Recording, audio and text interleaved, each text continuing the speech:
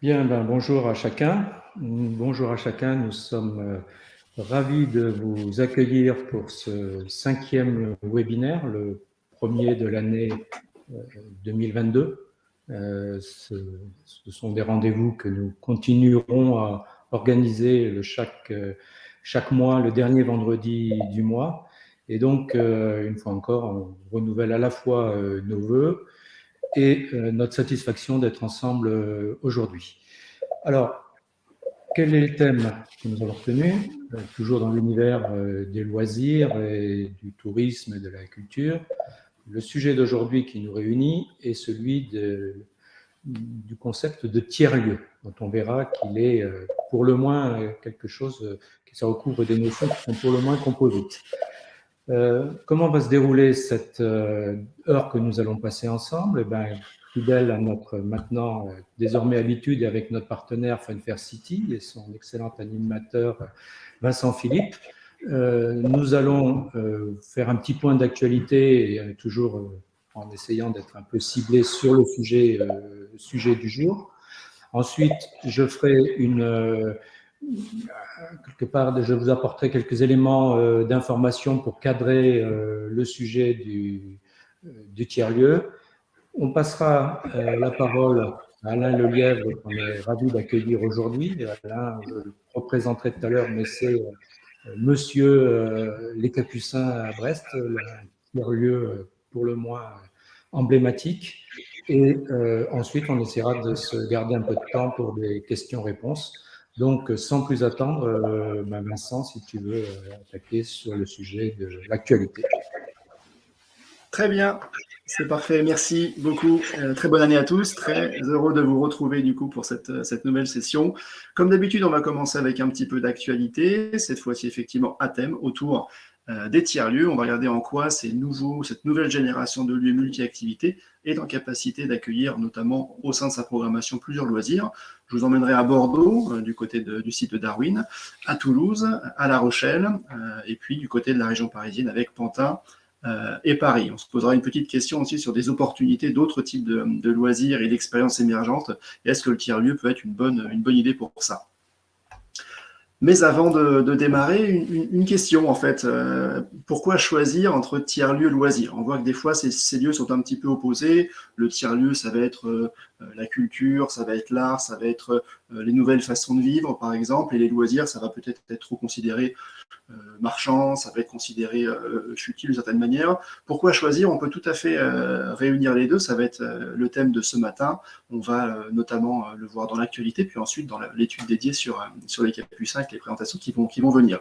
L'exemple d'actualité, c'est Chambéry, le site Rubanox, qui est une grande friche qui est à l'abandon depuis de nombreuses années. Beaucoup de projets s'y sont tenus. Le dernier en date, jusqu'à l'an dernier, c'était un grand complexe multi-loisirs qui s'est vu du coup retoqué en fin d'année dernière. La localisation est excellente, on est en plein centre-ville, à côté de la gare, équipement sportif juste à côté. Il y avait plusieurs projets, donc loisirs en lice, jusqu'à un abandon. Une nouvelle orientation vers les tiers-lieux, dont on espère qu'ils puissent effectivement être aussi généreux et aussi variés en termes d'activité. Donc, pourquoi choisir entre les deux? On va essayer de répondre que non, pas de choix, on peut tout à fait avoir les deux. Et c'est l'objet de cette présentation. Première étape de ce petit tour de France, Bordeaux avec le site de Darwin, un site emblématique de la rive droite de Bordeaux, dans une ancienne caserne. L'actualité autour de ce lieu, c'est l'ouverture d'une chocolaterie. Alors c'est très original, c'est la première chocolaterie qui se visite intégralement. On peut vraiment accéder à tout, forcément la partie magasin, la partie usine aussi, la partie laboratoire, et puis une partie atelier où on peut apprendre à faire sa propre tablette. Ça fait 120 mètres carrés, tout est bio, tout est éthique, bien évidemment, c'est l'esprit tout à fait de ce lieu. Ça s'appelle Origine, ça a ouvert en décembre dernier. On mettra dans le chat les liens pour aller un petit peu plus loin si ça vous intéresse. Le deuxième lieu, ça va être Toulouse. Toulouse, l'actualité récente, c'est le démarrage du chantier de la cartoucherie qui est intervenu très récemment. L'objectif ici, c'est une réhabilitation. Là encore, on est encore dans l'univers des anciens sites militaires. Ce sera encore le cas avec Brest. Une ancienne fabrique donc d'armement, de cartouches du côté de Toulouse, qui est une friche depuis plusieurs années, qui a déjà connu une première activité d'événementiel. Tout autour de ça, on a un écoquartier d'une trentaine d'hectares qui se développe, donc un nouveau morceau de ville qui va pouvoir s'articuler autour de ce nouveau lieu de vie. Ce tiers-lieu, donc les opérations qui sont démarrées, c'est la réhabilitation de 2 grandes halles, halle 121, halle 128. Au programme, on aura une halle gourmande assez généreuse avec 1500 places et plusieurs activités de sport loisirs, notamment de l'escalade, fitness et puis sport de raquettes et yoga également. Forcément, on le verra, c'est le cas. On est toujours sur une multiprogrammation, donc avec encore du coworking et d'autres espaces de vie, de commerce qui vont pouvoir permettre d'ancrer le développement de ce nouveau quartier. Le projet ici est porté par un collectif privé d'acteurs très variés, de l'immobilier, de l'animation, un site qui est un collectif intéressant qui vaut vraiment le coup d'œil. Restons dans la moitié sud avec La Rochelle, du coup, qui s'illustre avec le lieu Les Cabanes Urbaines, qui est pas qui est à la fois un nouveau lieu qui ne l'est pas. C'est un site qui s'appelait initialement The Roof. C'était une salle d'escalade, comme on en voit maintenant de plus en plus, mais qui avait la particularité d'accueillir déjà, de profiter de son lieu pour accueillir d'autres fonctions, mais c'est sans être au cœur de l'activité. Et il y a 2 ans, le site a changé résolument de cap avec une nouvelle identité et une position en réel tiers-lieu intégrant de l'espace d'escalade, qui était une passion de son créateur, mais structuré autour donc, de l'escalade, mais toujours restauration, espace de médecine douce, yoga, et puis depuis la réhabilitation, un magasin vrac, un espace de coworking, un incubateur de tourisme durable développé avec des acteurs locaux, mais aussi un potager partagé, un atelier de lutherie. Voilà, vous voyez, ça peut être extrêmement varié autour de cet univers de l'escalade, dedans, dehors. C'est un investissement assez important pour un projet de tiers-lieu porté par le privé. Le chantier est en cours, il s'est réalisé en plusieurs phases avec des périodes de réouverture. Et donc, dans le lien, je vous invite à découvrir une interview que j'avais effectuée de son créateur, Benoît Lacroix, qui est très intéressante. L'étape suivante, on va remonter en région parisienne avec la Cité Fertile, qui est du côté de Pantin. C'était une ancienne gare de triage qui est devenue un tiers-lieu de grande importance, qui est en transitoire pour autant. L'objectif n'est pas d'avoir un tiers-lieu qui se pérennise dans le temps, mais plutôt qui va évoluer, qui peut se déplacer et changer de forme. Et ici, la thématique générale, ça reste l'économie environnementale, d'où son nom. Et si on en parle aujourd'hui, c'est que l'actualité est autour de cet événement qui était organisé pour notamment fêter la fin de l'expérience. C'était la Cité des Merveilles, donc c'est une fête foraine qui a démarré en décembre, qui doit se tenir jusqu'en mars. Alors actuellement, je crois qu'elle n'est pas ouverte à cause des restrictions, mais on espère que ça va pouvoir changer. L'objectif ici était de proposer une autre manière de vivre un lieu de divertissement autour d'une scénographie entièrement conçue avec des matériaux de recyclage. Donc au programme, un filet à explorer, un labyrinthe, de la restauration, des manèges un petit peu décalés. Donc une nouvelle manière de vivre une fête foraine engagée, comme pour reprendre les termes des porteurs de projets. Restons à Paris avec un site qui est maintenant bien connu des Parisiens et des visiteurs de la capitale, Ground Control. On est sur une très très grande friche, un ancien tripostal de 5000 m² qui a évolué en un lieu de sortie. Donc là, on est vraiment sur un tiers-lieu, une friche festive, on va dire, qui va vraiment se concentrer son activité autour des sorties, des restaurants, des événements, des lieux de loisirs. Et l'actualité récente de ce lieu, c'est l'ouverture d'un bar à jeux. Un bar à jeux qui est à la fois petit, 60 m², mais qui a une bonne partie, une bonne gamme de références avec plus de 1000 unités. C'est à vendre ou à louer. On a des univers très variés, l'espace, la jungle, le désert. Donc une approche qui a été voulue immersive. Et ça a ouvert en décembre dernier, c'est déjà un grand succès, donc de pouvoir vivre une expérience ludique originale à travers ce site dans un grand tiers-lieu qui est en pleine régénérescence. Voilà. Le lieu s'appelle le Multivers et c'est un Ground Control à Paris.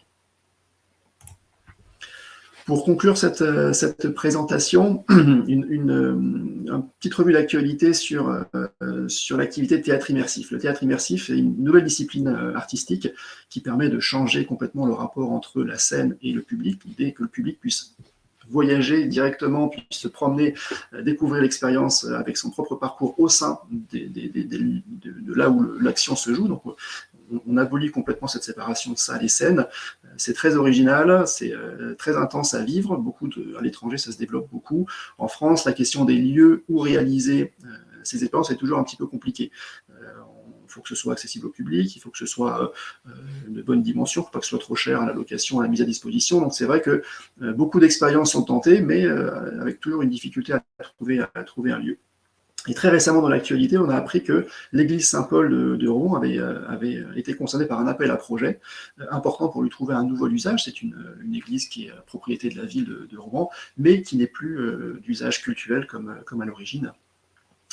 Et cet appel à projet avait permis de retenir plusieurs acteurs, dont un dernier qui était en lice en ce début d'année, un lieu dédié au théâtre immersif. Voilà. Malheureusement, le projet n'est pas allé au bout, donc il a très récemment été stoppé. Le lieu va être mis à disposition pour un autre appel à projet, je crois, ou une autre manifestation de la ville. Voilà. C'est dommage qu'effectivement on ne puisse pas utiliser ce type de lieu, de puisse le pérenniser à travers un tiers-lieu ou autre à thème sur cette discipline-là. Aujourd'hui, c'est surtout en transitoire qu'on arrive à voir des expériences de théâtre immersif. Ça a été le cas du Secret à Paris, qui a eu lieu dans une opération immobilière en transition entre le moment où le bien est acheté et le moment où il se transforme.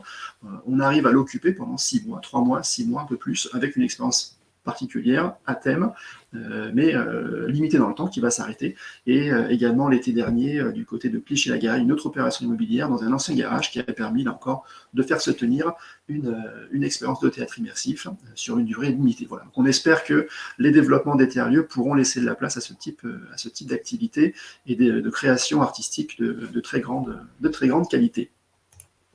Voilà, j'en ai fini pour cette revue d'actualité loisirs et tiers-lieux dédiée à l'activité. Je vais maintenant repasser la parole aux intervenants du jour, Thierry et Alain Lelièvre, du coup, pour les Capucins Reste. Tous les liens sont dans le chat à côté, y compris ceux permettant de vous abonner au blog et à suivre l'actualité de Voltaire. Merci à tous et très bonne session.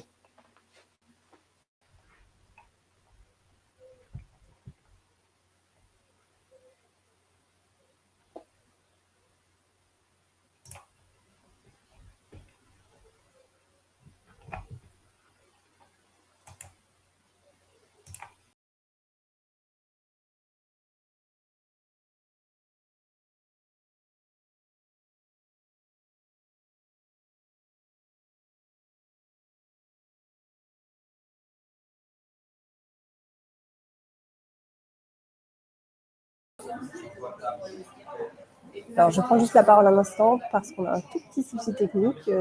Thierry Coltier va prendre la parole. Voilà, je meuble pour... Excusez, je vous prie de m'excuser, j'ai fait une fausse manip pour notre chef d'orchestre, Claire, et n'étant pas là aujourd'hui avec un problème de transport, effectivement, on a un petit peu de soucis logistiques et je suis confus. Maintenant, je suis à l'écran. Je pense qu'on va réenvoyer la question qui était « Qu'est-ce qu'un tiers-lieu » Le tiers-lieu, c'est l'endroit où je n'habite pas, c'est l'endroit où je ne travaille pas en principe au quotidien, donc c'est le lieu du troisième temps, mais on voit que c'est effectivement quelque chose qui est de moins en moins vrai, puisqu'il y a des formules hybrides qui intègrent maintenant de plus en plus le travail et l'habitation. France Tiers-Lieu, qui est une émanation du ministère de la Cohésion des Territoires, hein, de l'État,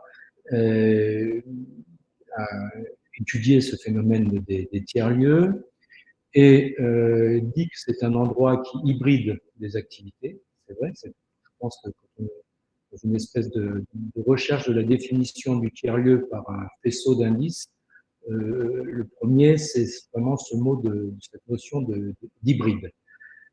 Pour répondre à un besoin du territoire, ben ça c'est France Tiers-Lieu qui le dit, et qui peut associer différentes formes, coworking, friche culturelle, Fab Lab, etc. On y reviendra, mais avec une deuxième notion qui est très forte, qui est celle de réunir un collectif, des gens qui ont envie de faire ensemble. Il y en a combien?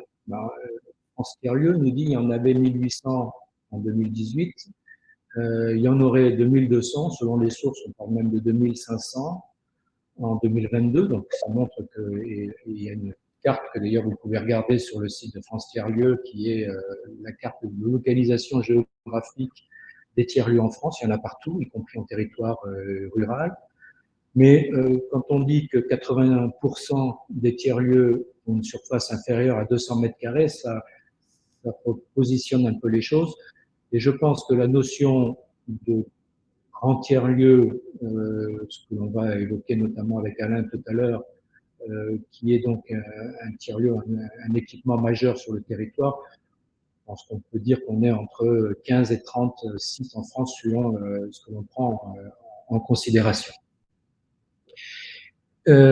Alors, quel est le besoin? Le besoin initial, et d'ailleurs tous les exemples que Vincent nous a cités tout à l'heure, sont tous des sujets qui, peu ou prou, résultent de la requalification de patrimoine bâti, la requalification de friches ou d'espaces un peu en déshérence. Donc ça, c'est une première, aujourd'hui, un premier axe que l'on va un peu approfondir. Il n'y a pas beaucoup de tiers-lieux nouveaux, ça ne veut pas dire qu'il n'y en aura pas, hein, créés dans des bâtiments ex nihilo, mais la requalification, en tout cas jusqu'à maintenant, c'est vraiment l'essentiel de l'origine des tiers-lieux. Ensuite, on explorera ensemble le sujet justement de l'envie de faire ensemble.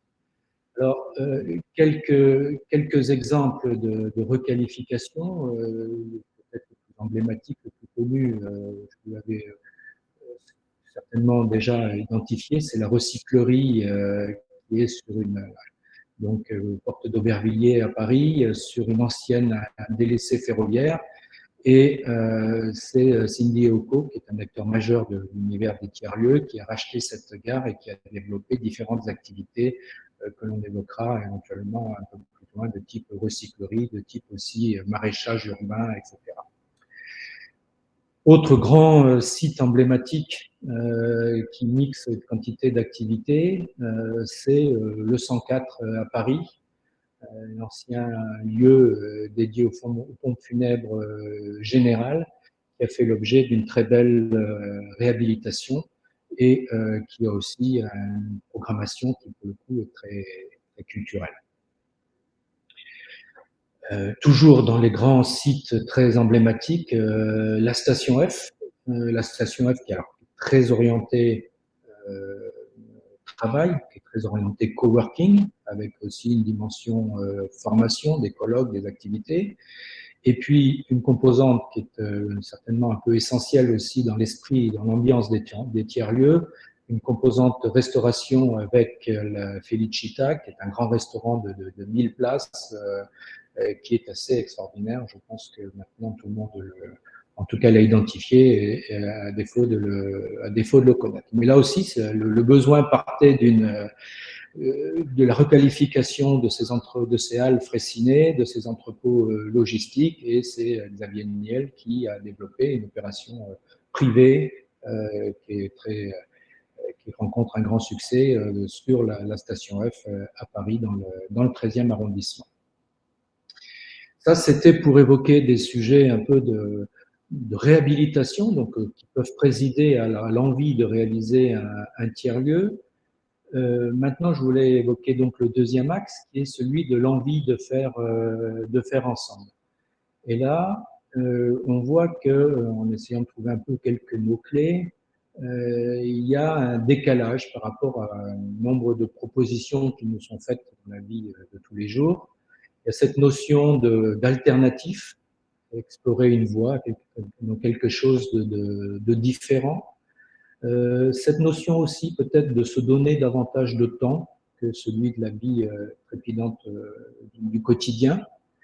Cette notion également d'expression créative, la notion également d'intergénérationnel, la mise en scène du avoir, du à faire, du à vivre ensemble, donc toujours dans ce collectif. Innovation sociale, communauté informelle, une notion de gratuité et de libre accès. Ça nous différencie de nombreux lieux où il faut être membre, où il faut s'acquitter d'un droit d'entrée. La notion de tiers-lieu, elle est justement venez comme vous êtes, et en tout cas l'accès est gratuit, ce qui ne veut pas dire que bien sûr toutes les activités sont aussi disponible à satiété. Donc cette notion d'inclusif est quelque chose d'important. On dira un mot tout à l'heure des univers un peu connexes, mais je pense que ces quelques mots qualifient déjà le tiers-lieu. Donc, qu'est-ce qu'on y fait? Donc, toujours cette notion d'hybride, selon laquelle, de mon point de vue, on n'est pas vraiment dans un tiers-lieu. L'hybride, ça peut être déjà un tiers-lieu qui nous permet de travailler. Donc, beaucoup de la vie aussi, l'évolution des modes de travail, notamment tout ce qui est bien sûr le télétravail, mais aussi l'entrepreneuriat individuel, le coworking, la possibilité d'accueillir aussi le travailleur nomade, même s'il est lui-même dans une entreprise importante. Donc, France Tiers-Lieux nous dit que 75% de ces tiers-lieux permettent en tout cas d'y travailler, avec une notion de télétravail et qui, bien sûr, aussi appelle à avoir une grande connectivité avec un sujet donc de Wi-Fi de très bonne qualité. Je ne sais pas si on aura le temps de l'évoquer, mais il y a un peu un débat entre un lieu hyper connecté et un lieu où je viens me déconnecter justement. Et donc un tiers-lieu où chacun est derrière son ordinateur ou derrière son smartphone, on perd beaucoup de la magie et en tout cas de l'ambiance qui est recherchée dans ces tiers-lieux. En tout cas, au quotidien, on nous dit que près de 150 000 personnes se rendent dans un tiers-lieu pour travailler. À côté du travail, il y a aussi cette dimension de formation. Formation qui est le propre des tiers-lieux, c'est qu'elle essaye de proposer un peu aussi un modèle alternatif de formation, qui est la formation par le faire, peer-to-peer aussi, peer-to-peer qui est, comme le nom l'indique, quelque chose qui est le don de sa personne et donc apprendre de ses pairs. C'est pas forcément une formation diplômante, d'ailleurs souvent ne le sont pas, il y a cette notion de formation tout au long de la vie, de formation plaisir, mais aussi d'accompagnement, de montée en compétences et d'insertion pour certaines personnes. 60% des tiers-lieux proposeraient régulièrement des formations et près de 135 000 de ces formations auraient été en 2019, proposées par des tiers-lieux. On y travaille, on s'y forme. Beaucoup de tiers-lieux se sont aussi constitués, près d'un tiers, 30%, autour d'une volonté d'être quelque part un lieu de médiation pour l'apprentissage ou le développement, l'usage du numérique. Un lieu qui permet de lutter contre l'électronisme, qui encourage la pratique sociale, toujours aussi par le faire, et également qui va dans le prototypage, et donc là aussi, près de 350 000 personnes comme ça se seraient formées dans le tiers-lieu autour du numérique. On voit jusqu'à présent que tout ça peut être compatible et souvent justement est décliné dans un même tiers-lieu. Travail, formation, numérique, également fabrication. Beaucoup de tiers-lieux, près d'un tiers, ont un atelier partagé. Donc les gens sont venus, des collectifs se sont organisés autour de Fab Lab, autour de l'envie de produire un peu autrement, avec des ateliers partagés, avec du prototypage, capacité à faire des modèles quelque part uniques et des séries courtes avant de se lancer dans des choses qui sont plus en grande diffusion, en grande production. Ça appelle aussi des sujets de relocalisation, de circuits courts, et puis un écosystème d'acteurs qui peuvent se nourrir les uns les autres, être en synergie. Voilà. Donc, 30% de ces lieux qui sont dédiés à la fabrication ont des Fab Labs. Travail, formation, numérique, écologie, fabrication, pardon, et écologie. C'est aussi un axe toujours un peu dans le faire autrement, dans le penser les choses autrement, avec des sujets de transition, des sujets de transition écologique, de réemploi de matériaux, d'économie circulaire, de circuits courts, d'AMAP, etc., tout ce que vous pouvez imaginer. Ça veut dire que tous les tiers-lieux ne sont pas forcément des lieux clos et couverts avec des activités indoor. Au contraire, il cherche également à être sur l'outdoor. Autre typologie évoquée par France Thirieux, c'est tout ce qui tourne autour de l'alimentation. On est près de l'écologie. On retrouve les AMAP que je viens de citer. 26% des tiers-lieux auraient une vocation aussi à produire une alimentation un peu différente avec du bio, des circuits courts, production coopérative, etc. On peut imaginer ce dont il s'agit. Enfin, et le France Thirieux nous parle un tiers de ces sites qui seraient dédiés à la culture, des lieux de création, de fabriques artistiques, avec un collectif d'artistes et près de 4 millions de personnes en 2019 auraient fréquenté pour faire ou pour voir des activités et puis notamment cette dimension également de R&D culturelle, un lieu qui n'est pas trop soumis à un impératif économique et qui peut se permettre d'expérimenter certaines choses.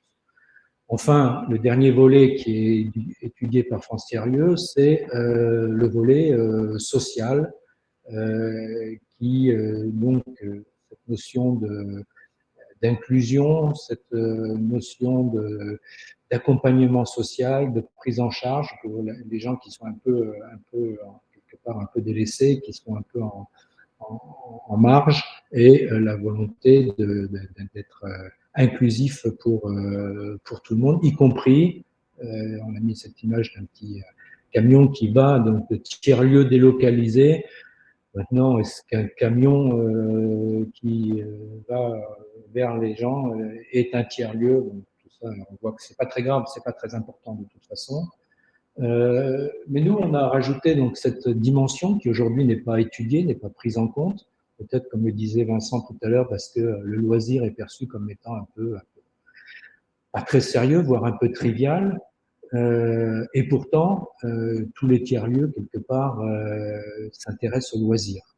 Et donc, on propose de rajouter cette couche qui est, là aussi, création, toujours libre accès, avec une notion de cœur de site sur laquelle je viendrai tout à l'heure, d'intergénérationnel, donc pas trop ciblé vers un public très particulier, qui fait une place à l'événementiel, mais aussi au do-it-yourself, avec une restauration thématique, avec la mise en scène des activités qui sont développées sur le site, et toujours à voir, à faire et à vivre ensemble. Donc cette dimension loisir, quelque part, c'est pas ou, c'est et, comme tout à l'heure, cette notion d'hybride va maintenant intégrer cette nouvelle strate, mais on retrouve nos différentes couches de tout à l'heure.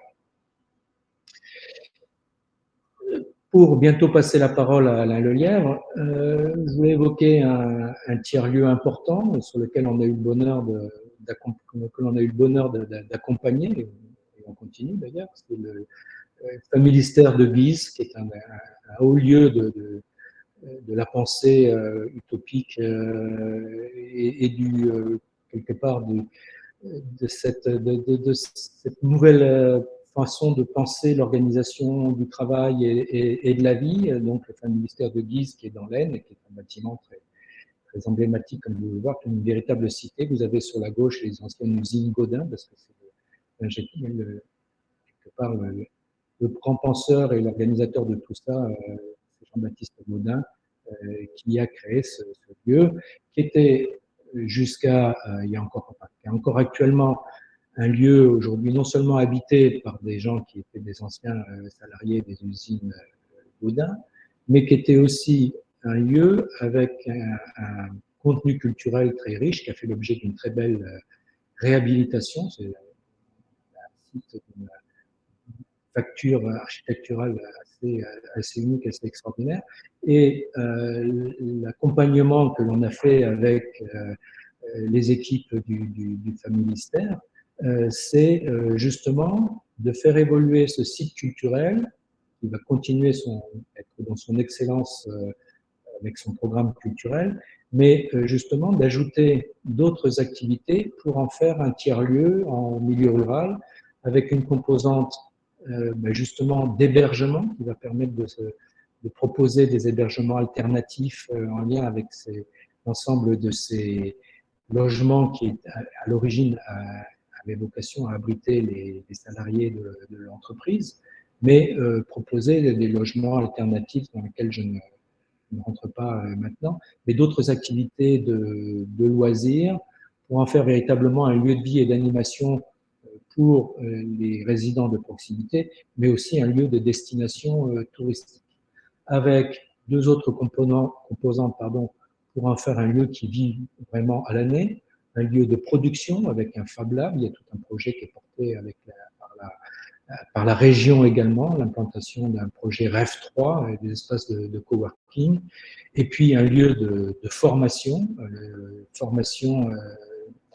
à la fois plaisir, mais aussi des formations techniques et en lien avec justement les activités qui vont être développées au sein du Fab Lab et des écoles de la deuxième chance, etc. Donc le Familistère de Guise qui devient un lieu culturel, qui devient un tiers-lieu. Il s'est perdu, il y avait une espèce de pyramide de Maslow qui, quand on regarde le cœur de cible, en fait, on voit que ce sont les résidents de proximité qui viennent, qui reviennent et qui re-reviennent, qui font vivre ce tiers-lieu. Et les touristes, selon nous, quelque part, viennent vivre, viennent visiter, mais avec une première ambition qui est de registre de l'émotion et de la découverte, mais ils viennent avant tout vivre, c'est le tourisme urbain, ou c'est vivre au pouls de la ville, au pouls des habitants, et donc, une fois encore, ce qui permet de faire vivre un tiers-lieu, ce sont les résidents et les habitués. Requalification d'espace, vous avez un site emblématique aussi qui est en cours de travaux, qui est le fameux J1 à Marseille, qui est une gare qui permettait d'embarquer vers le Maghreb et la Corse, et qui devient un lieu multiple d'activités. Pour autant, est-ce qu'on peut dire que c'est un tiers-lieu? Pas forcément, justement, parce qu'il va y avoir un hôtel 4 étoiles, il va y avoir un lieu de vie autour des loisirs numériques, mais il va y avoir aussi il va y avoir des espaces de bureau, il va y avoir du coworking, il va y avoir des activités en lien avec la remise en forme, etc. Mais on n'a pas cette notion de cœur de site, d'accès libre, partagé, etc. Et donc, ça appelle justement un peu ces univers connexes sur lesquels on pourra débattre tout à l'heure. Est-ce qu'un retail park qui propose des activités variées de type bowling, de type escalade, etc., en autant de bâtiments, sont un tiers-lieu? Pas forcément. Voilà, il y a d'autres univers connexes. D'autres se sont posé la question de savoir si ce qui était fait à Notre-Dame-des-Landes, les zones à défendre, devenaient des tiers-lieux, pas aussi inclusifs qu'on pourrait le croire, etc. Donc mais voilà. De toute façon, la notion de tiers-lieu est complexe et elle se définit par certaines valeurs et par un faisceau d'indices, mais je pense que un bon exemple pour apprécier ce qu'est un tiers-lieu, c'est justement maintenant de passer la parole à Alain Lelièvre, avec lequel on a aussi un grand plaisir à collaborer sur le site des Capucins. Et Alain, si tu veux bien nous en parler, on est intéressé de t'entendre.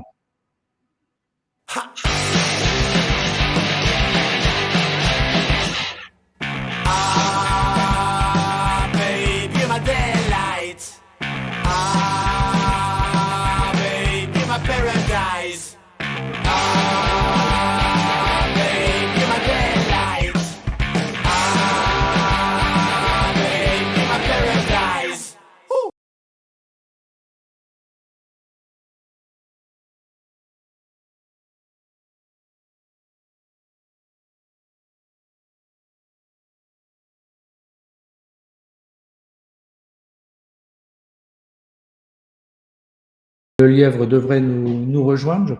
J'espère qu'Alain, qui est à Brest, n'a pas de soucis de connexion.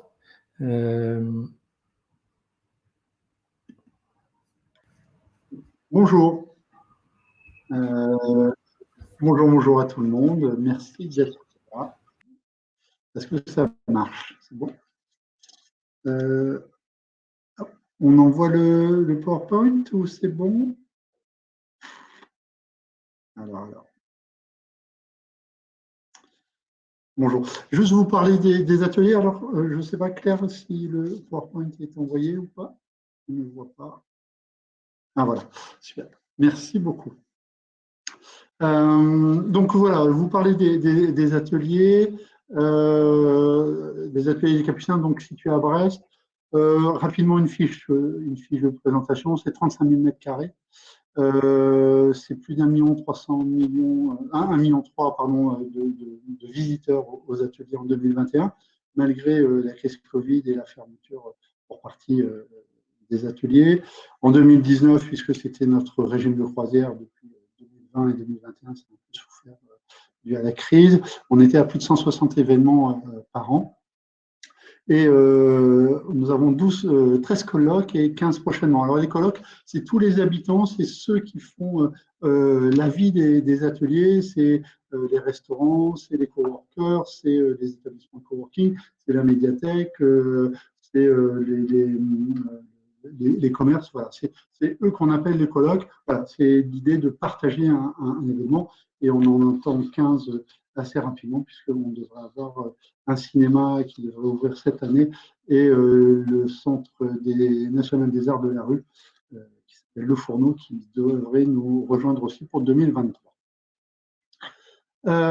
C'est quoi les ateliers? Nous, on a, avec l'agence qui nous a accompagnés et Thierry, l'idée de dire que c'était la melting class. C'était vraiment le lieu de rencontre, de partage, etc. C'est avant tout un lieu très brestois et brestoise, là où ils se rencontrent. C'est un lieu d'envie de tout le monde ici. Et j'aime reprendre la phrase d'un journaliste du Monde, qui est M. Boustali, qui a écrit en disant, en parlant des ateliers, que parfois un lieu transforme une ville à lui seul. Et je crois que les ateliers, on le verra après, ont transformé complètement la vie brestoise et le panorama brestois. Et notamment, il est aussi un déclencheur, il a été un gros déclencheur du tourisme sur la métropole. Le tourisme à Brest est quand même d'invention récente. Et on voit que les tiers-lieux, dans certaines composantes, sont des lieux touristiques. Peut-être une des composantes qui manque, Thierry, dans ton panorama, mais je trouve ça intéressant. Et le tourisme à Brest, c'est Océanopolis qui est ouvert en 90 et les fêtes maritimes en 1992. Donc, c'est d'invention récente et je crois que dans l'imaginaire général, venir à Brest, c'était peut-être à un moment donné une petite punition. Voilà. Ça ne l'est plus et je vous en convie de venir aussi aux ateliers. L'autre effet qui est important, les ateliers sont reliés par un téléphérique et ça c'est extrêmement important dans l'organisation. C'est-à-dire que en termes touristiques, on va vivre deux expériences. L'expérience du téléphérique qui va transporter d'une Rive-et-Valotte de la Pinfel, qui est le fleuve qui sépare Brest, et vous allez rentrer dans une deuxième expérience en découvrant les ateliers. La genèse du projet, c'est assez très rapidement un peu d'historique. 1695, c'est l'installation d'une communauté de moines capucins, et c'est pour ça que ça s'appelle les ateliers des Capucins. À partir de 1841, c'est un atelier de construction pour la Marine nationale, et c'est là où on va construire l'ensemble des grands navires de la Marine nationale, du général de Gaulle à la Jeanne d'Arc, etc. Et là aussi, on rentre bien dans la typologie que donnait Thierry. C'est un atelier qu'on va reconstruire, qu'on va réhabiliter, qu'on va relancer. 2004, la fin des activités industrielles sur le site des Capucins, et donc une nouvelle ère se tourne autour de ça. La première chose qui est importante sur l'idée du projet, et ça, vous l'avez vu dans les diapos d'avant, c'est que les ateliers doivent transformer la ville et doivent transformer une enclave, puisque les ateliers étaient protégés.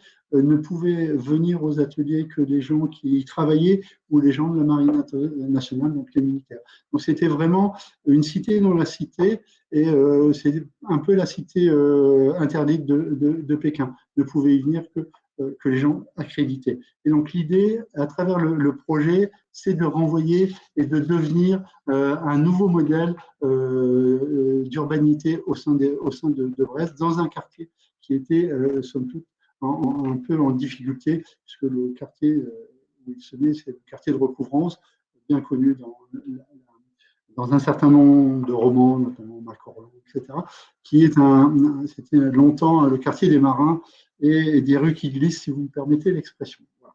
Donc, on a cette donnée essentielle de transformer une partie de ce quartier, pas d'en faire un ersatz au sein des ateliers, mais vraiment d'en faire un moteur d'attractivité pour l'ensemble de la métropole, conforter la qualité de vie, et ça, vous l'avez retrouvé dans la description de Thierry, c'est vraiment là où on doit être bien, là où on doit partager, là où on doit avoir une offre culturelle plutôt libérée et plutôt de loisirs aussi. Donc c'est vraiment important dans l'esprit des créateurs de ce lieu et des aménageurs, vraiment d'en faire un lieu ouvert à tous. Et c'est aussi l'intérêt, c'est de faire de ce projet pas un ensemble à lui tout seul, mais bien de relier à l'hypercentre de Brest et notamment à la rue de Siam. Et on voit que depuis son ouverture, il y a une vraie mixité entre les gens qui sont dans l'hypercentre de Brest et les gens qui viennent aux ateliers et qui après vont sur le quartier de recouvrance.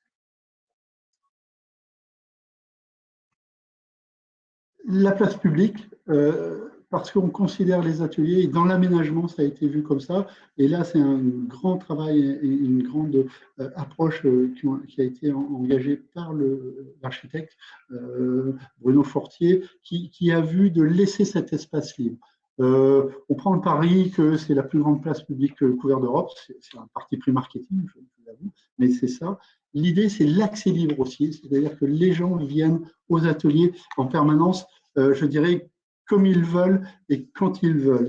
On est ouvert 7 jours sur 7, de 10h à minuit, 365 jours par an, mais c'est ça l'approche. Et pour la petite histoire, on n'a pas de règlement intérieur.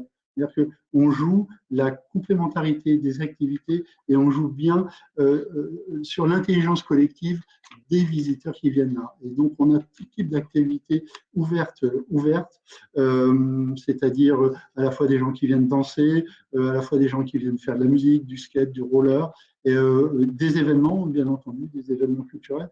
Et tout ça cohabite d'une façon et d'une intelligence remarquable. Et il y a pratiquement jamais de conflit d'usage.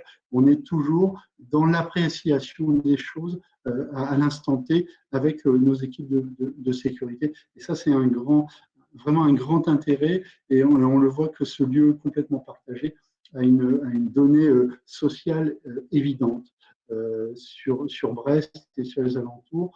Une petite anecdote, le mercredi, samedi ou le dimanche, on a souvent des goûters et des anniversaires qui sont faits. Les Brestois viennent là et font des anniversaires. Et à ce moment-là, les gens se rassemblent. Et souvent, des groupes se constituent autour de ces anniversaires, alors que c'était des gens qui ne se connaissaient pas avant. Voilà. C'est aussi la magie de ce lieu. Et je crois, c'est la magie, c'est peut-être même l'ADN de l'ensemble des tiers-lieux qui doivent être sur cette composante de bienfait social, de partage et de bienveillance face à l'autre dans une société qui a plutôt l'impression de se refermer sur elle-même. Bon, bien entendu, tout ça fonctionne avec des colloques, hein, la médiathèque, le cinéma, la salle d'escalade.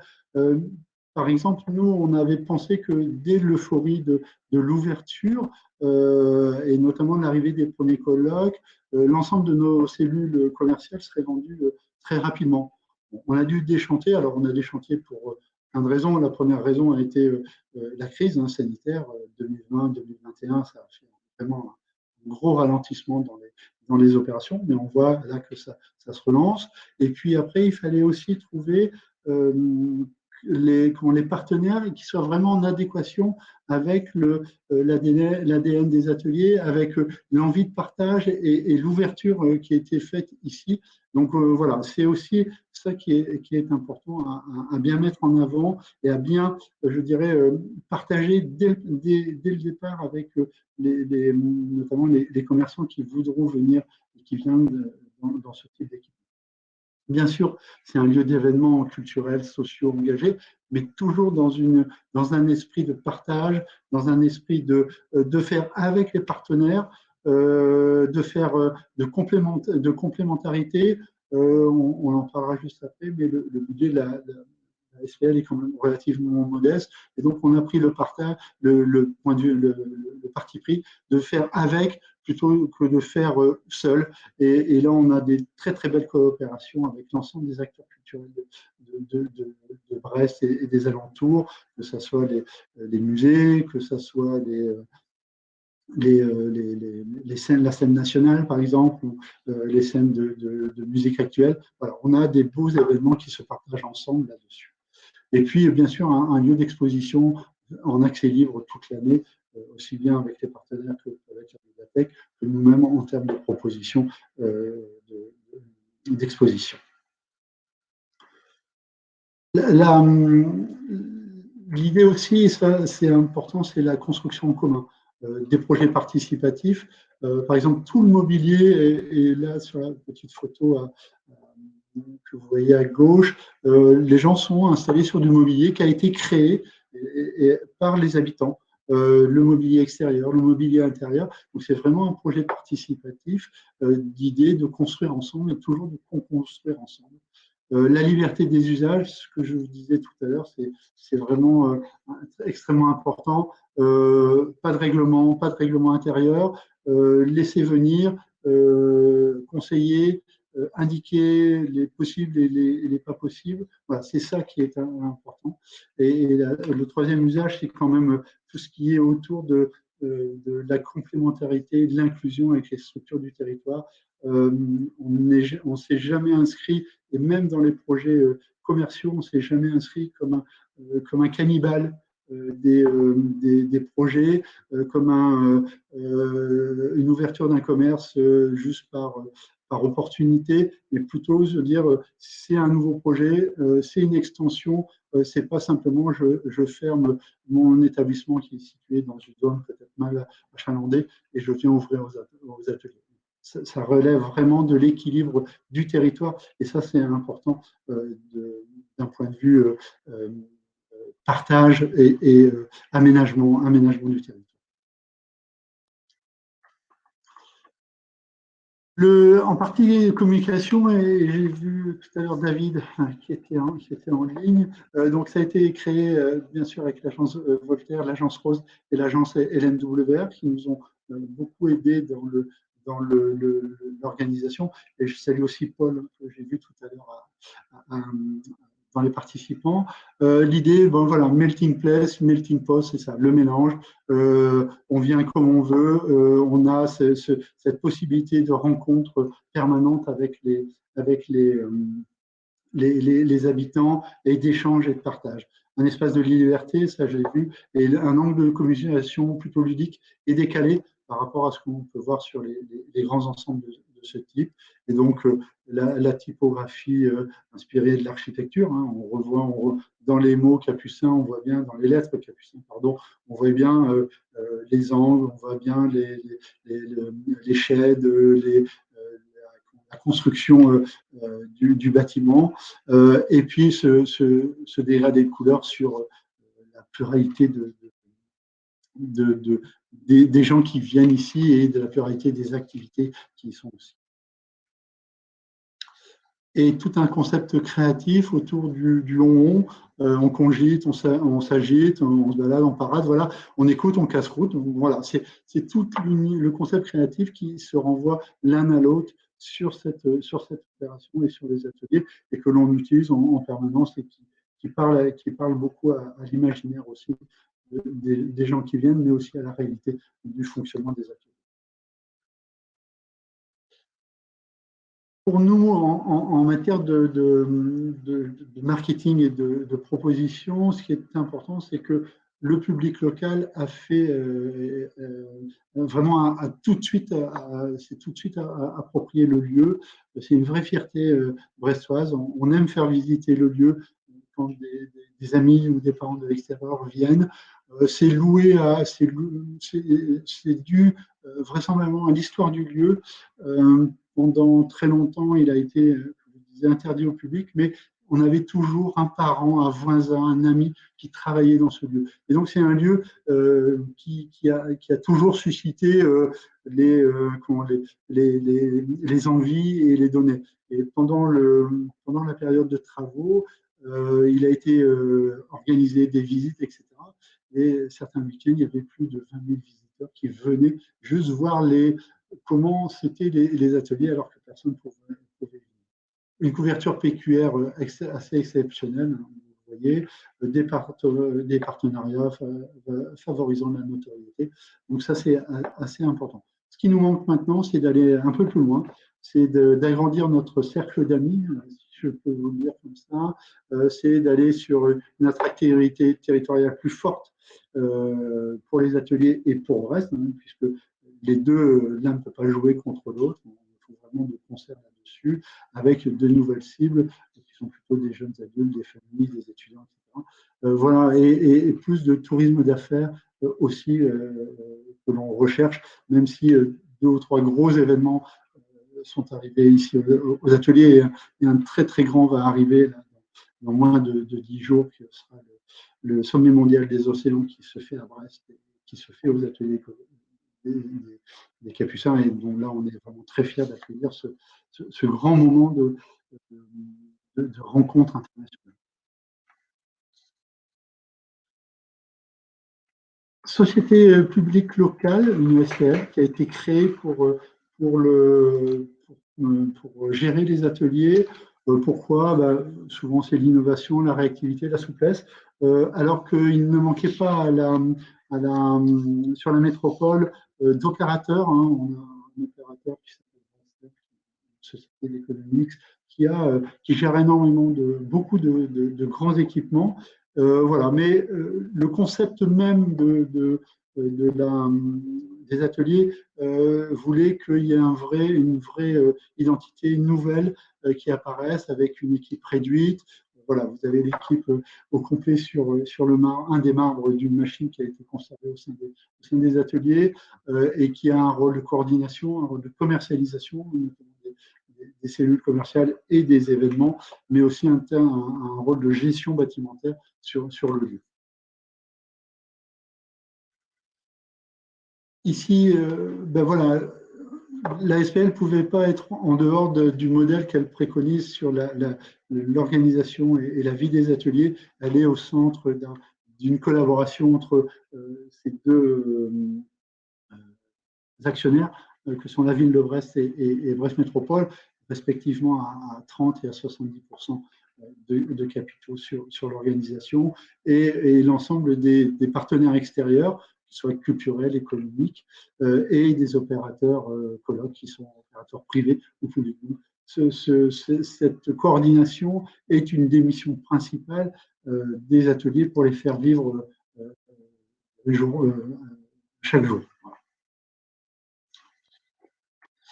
Les budgets, très rapidement, vous voyez qu'on a en produit 2,1 millions. C'est relativement réduit, modeste, pardon, par rapport à ça. On n'atteint pas encore notre équilibre global de fonctionnement, notamment dû au retard sur la location des espaces locatifs.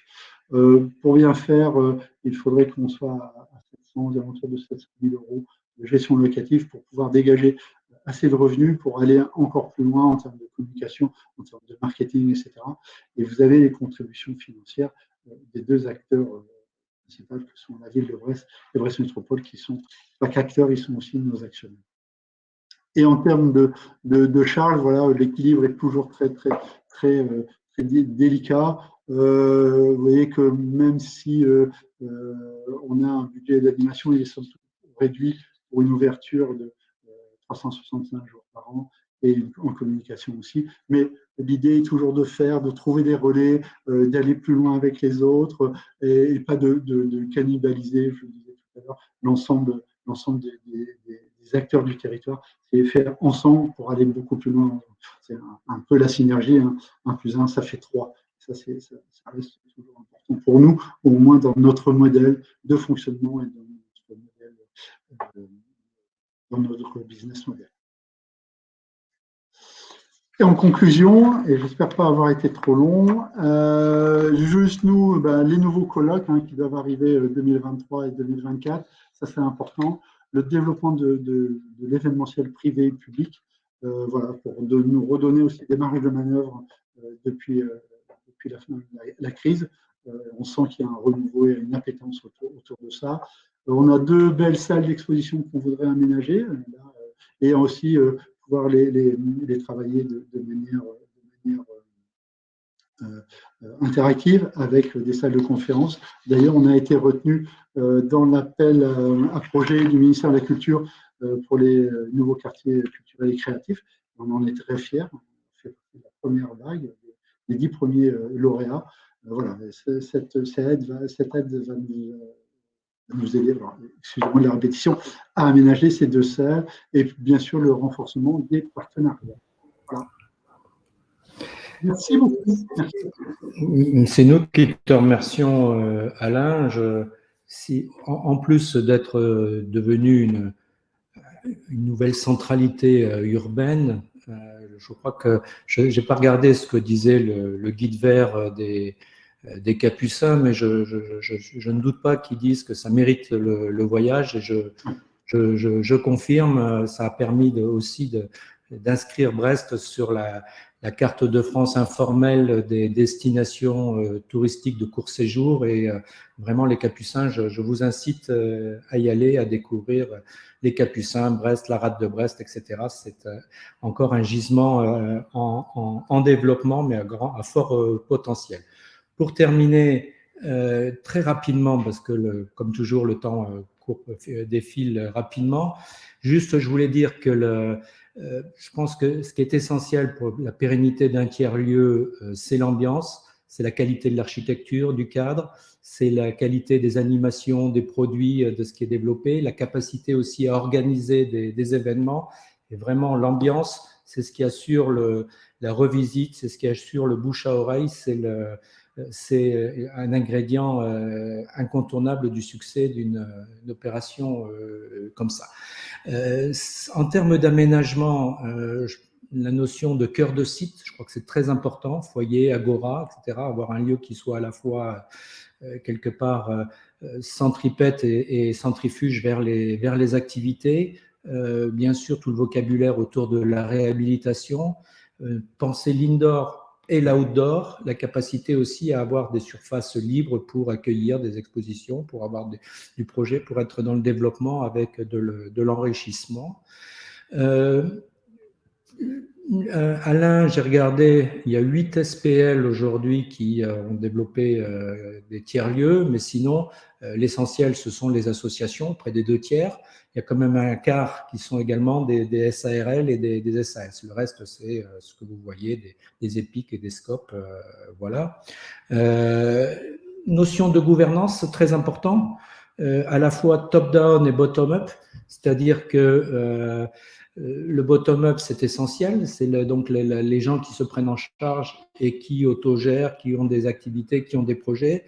Mais s'il n'y a pas des gens comme Alain pour avoir une vision stratégique, pour organiser, pour fluidifier la relation entre tous ces acteurs, ça ne marche pas. Donc c'est vraiment la rencontre de l'un et de l'autre, avec des sujets de mise en marché et également quelque part de communauté et d'action, ce qu'on appelle push vers ces communautés, avec notamment la possibilité aujourd'hui que nous offre le virtuel, que nous offrent les réseaux sociaux.